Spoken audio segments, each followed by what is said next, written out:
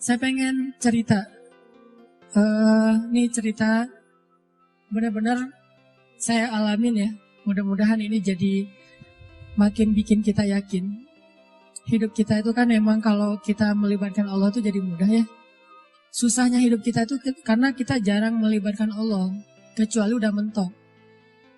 Kalau dari awal kita nge-mention Allah dari awal itu apa? Bismillah. Di tengah-tengah kita masih terus nge-tag Allah. Ya hasbi Allah, la haula wa la quwata illa billah. Berdoanya ke Allah. Kalau kita ngelibatin Allah dari awal dalam hidup kita, pertama Allah akan kuatkan hati kita. Kedua Allah akan bereskan urusan kita. Dan itu bukan cuma terjadi kepada Imam Ahmad bin Hambal yang saya pernah cerita. Bukan cuma pernah terjadi kepada Uwais Al-Qarani, tabi'in yang pernah saya cerita. Tapi juga terjadi kepada 3 teman saya.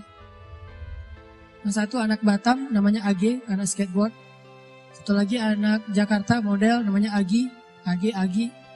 Satu lagi driver ojek online di Bandung. Ini 3-tiganya nih baru saya alami sekitar beberapa waktu yang lalu. Kalau yang ojek online sekitar sebulan yang lalu. Kalau yang Agi baru 2 minggu yang lalu saya ngalamin. Apa ceritanya? Melibatkan Allah dalam semua harapan kita. Agi, anak Jakarta ini, pernah ikut kajian saya kayak gini di salah satu masjid di Maruya, di Kebun Jeruk, Jakarta. Terus pas ikut kajian itu dia bilang gini, ya Allah, saya pengen banget ketemu Ustadz Hanan langsung, tapi jangan di taklim, karena agak susah, terlalu rame. Saya pengen ketemu berdua dalam suasana yang lebih nyaman. Kabulkanlah ya Allah. Gitu. Selang seminggu kemudian setelah selesai acara itu, alhamdulillah qadarullah ombaknya lagi bagus di laut. Kan saya suka mantengin ombak tuh. Ada website namanya Surf Forecast kan. Forecast buat surfing. Jadi tahu ombaknya lagi berapa, seberapa baiknya untuk pakai untuk berselancar. Ombaknya lagi bagus nih. Ombaknya 2,5 meter, 2,5 meter. Terus anginnya pas gitu. Pergilah saya ke laut, daerah Jawa Barat namanya Batu Karas, spot surfing. Saya pergi ke sana nih. Agi yang tadinya di Jakarta, ternyata memang dia orang Batu Karas, tinggalnya di Jakarta. Jarang banget pulang ke Batu Karas.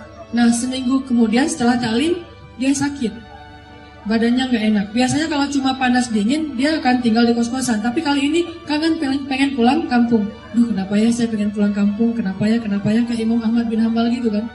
Kenapa ya saya pengen pulang kampung? Akhirnya dia putuskan pulang ke Batu Karas. Dan sampai di Batu Karas, hari pertama dia sampai ke rumah, temannya ngajak ke pantai, kita mandi yuk, kita berenang yuk gitu kata temannya. Yuk, padahal lagi nggak enak badan tuh, diajak berenang dia mau. Berenang kalau orang sana berarti surfing, diajak surfing dia mau. Datang ke pantai, saya lagi duduk di pantai, lagi persiapan nih mau turun ke air, lagi duduk santai gitu pagi-pagi sambil ngopi dulu, sambil gak jelas ya ngelamun tentang masa lalu. Jadi lagi duduk dulu nih di pantai nih, sambil ditaruh dengan papan biar gak kena matahari. Udah ke pantai masih takut hitam, padahal udah hitam. Tiba-tiba Agi datang, ngeliat dari jauh, nih kayak kenal nih, siapa ya? Kayak pernah lihat, tapi biasanya kan penampilannya beda, nih udah namanya orang lagi di pantai. Datanglah. Pas udah dekat dia bilang, Ustadz Hanan ya? Saya ngeliat, ya kenapa? Saya jemaah Ustadz Hanan di Maruya, Kebun Jeruk minggu yang lalu. Oh iya, Kebun Jeruk minggu lalu memang ada taklim.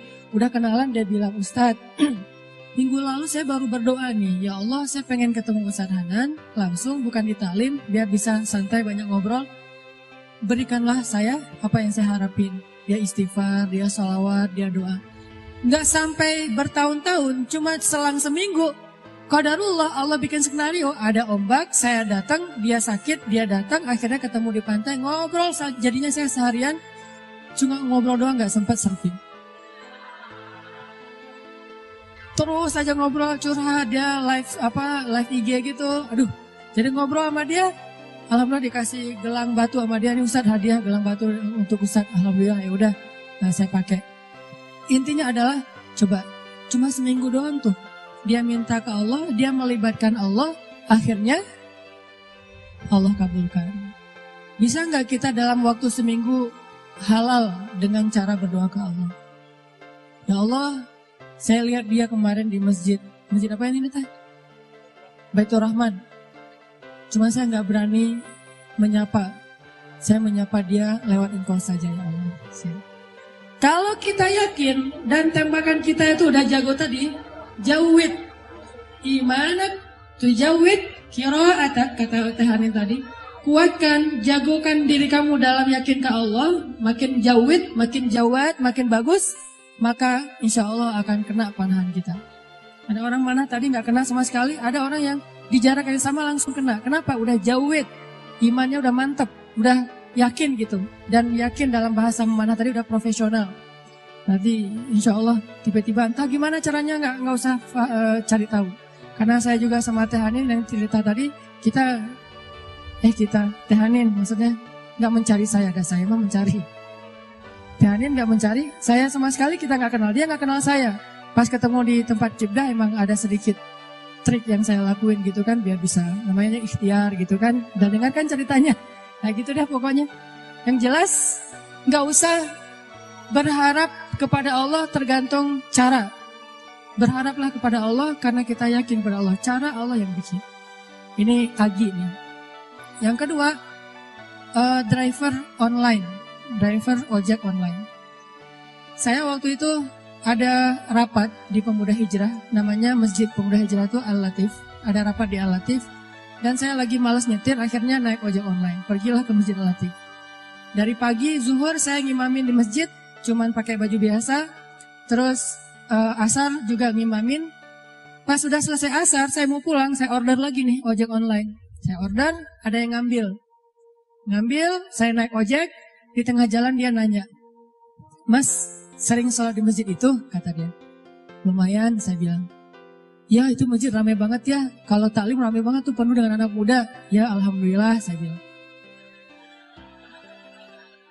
Terus dia bilang lagi, "Ada tuh di situ tuh imam muda, bacanya bagus banget, orang Aceh. Siapa ya namanya?" Saya bilang Muzammil. "Oh ya Muzammil." "Oh ya, kenal sama dia?" "Ya lumayan," saya bilang.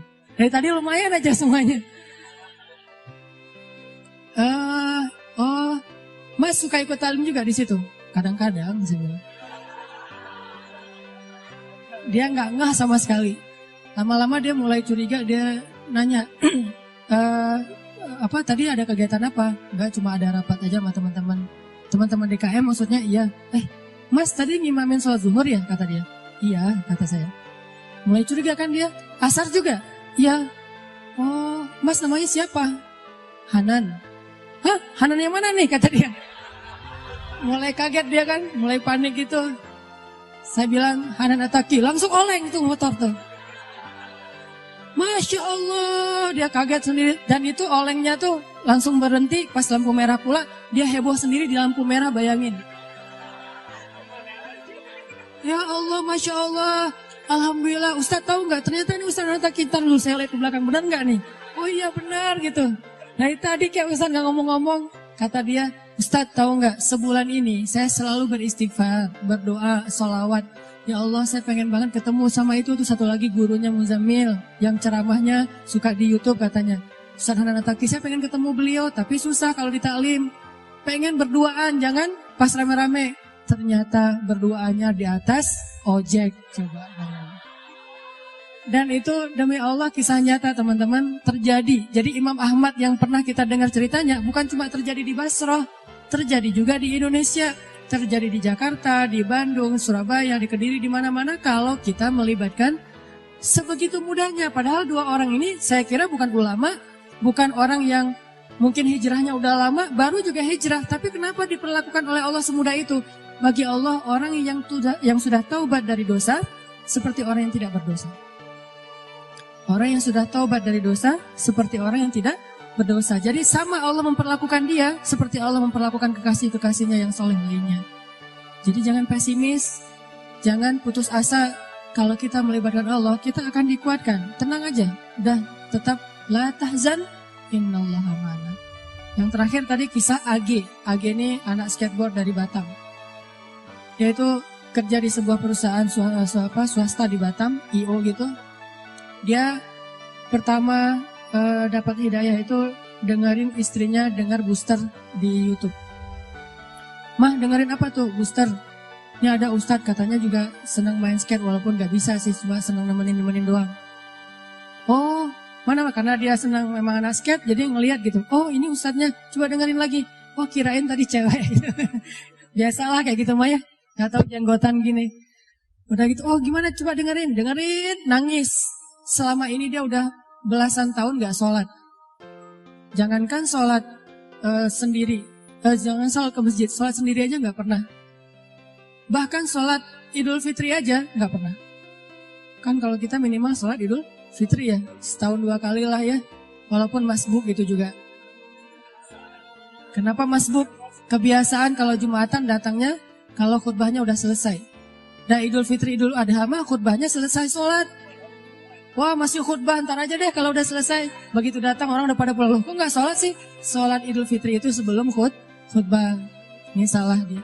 Dia gak pernah sholat sama sekali. Tapi tiba-tiba nangis, jadi kayak sadar dapat hidayah gitu. Tapi saya pikir emang bukan cuma dia yang dapat hidayah dengerin booster. Saya juga dengerin booster diri sendiri kayak dapat hidayah gitu. Oh benar juga ya kata Ustadz ini. Kok saya dapat hidayah? Kata saya sendiri tuh. Kan ada ceramah saya misalnya sebutlah Allah itu maha baik, Allah segala macam. Saya pas dengar, ya Ustadz itu benar juga dia ngomonginnya tuh. Akhirnya saya dapat hidayah dari diri sendiri. Dia dapat hidayah. Setelah dia dapat hidayah, diam-diam dia sholat. Dia wudhu, gak mau ketahuan sama keluarganya. Dia tutup pintu, dia sholat di dalam kamar. Jarang-jarang kamarnya dikunci. Pas istrinya mau ngeliat ke dalam rumah, dalam kamar, diketok-ketok kok gak dibukain. Pas udah selesai dia sholat langsung buka-buka pura-pura tadi ketiduran gitu. Dia gak mau ketahuan lagi sholat. Setelah sholat dia berdoa, ya Allah, Ustadz itu udah bikin saya sadar. Saya pengen banget ketemu beliau. Beri saya jalan ya Allah. Hari dia berdoa, besoknya dia ketemu dengan atasannya. Dia bilang, Pak boleh saya minta izin. Padahal dia jatah cutinya udah habis tuh. Gak ada dapat jatah cuti lagi. Atasannya nanya, izin kemana? Saya mau ketemu Ustadz saya di Bandung. Ini orangnya, saya dengar Ustadz dari dia jadi saya sadar. Oh ya udah, kamu cuti sesuka kamu deh, kata atasannya. Dimudahin, butuh uang saku, dikasih uang saku, berangkat dia ke Bandung. Dan dia datang ke hari Rabu taklim saya yang rutin di Bandung itu yang di Masjid TSB, Trans Studio. Ketemu langsung dengan saya dan alhamdulillah Ustadz, mudah banget ya kalau kita menuju ke Allah. Yang susah itu kalau kita menjauh dari Allah. Tapi kalau menuju ke Allah dipermudah, banyak banget urusan yang dipermudah. Saya malah dapat uang saku, saya malah dapat kayak bonus dari atasan saya. Keluarga saya alhamdulillah sekarang jadi lebih baik setelah saya berhijrah. Dan saya pengen ketemu dengan Ustadz, dimudahin banget. Ini lihat bukti. Bukan karena saya orang soleh, enggak. Kesolehan kita hanya Allah yang tahu. Tapi karena kita yakin sama Allah. Karena kita melibatkan Allah. Terus kenapa galau, kenapa khawatir, kenapa enggak tenang? Kalau kita bisa melibatkan yang maha kuasa dalam segala urusan kita. Jadi itu teman-teman, coba buktiin deh. Kalau teman-teman yang lain di tempat yang tadi saya ceritain udah membuktikan, kita pasti bisa lebih dari itu. Bukan hanya ketemu Ustadz, tapi juga ketemu dengan pasangan kita, menemukan rezeki yang halal untuk kita, apapun kebaikan. Tinggal, ya Allah, saya pengen nikah, beri saya jalan. Udah gitu, lihat keajaiban terjadi dalam hidup kita. Kalau enggak juga, enggak ada sia-sianya berdoa kepada Allah.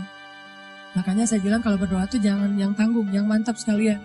Ya Allah, kalau mobil ya Allah saya pengen Alphard. Penghasilan kita kecil, tapi pengennya Alphard. Emang sia-sia? Enggak.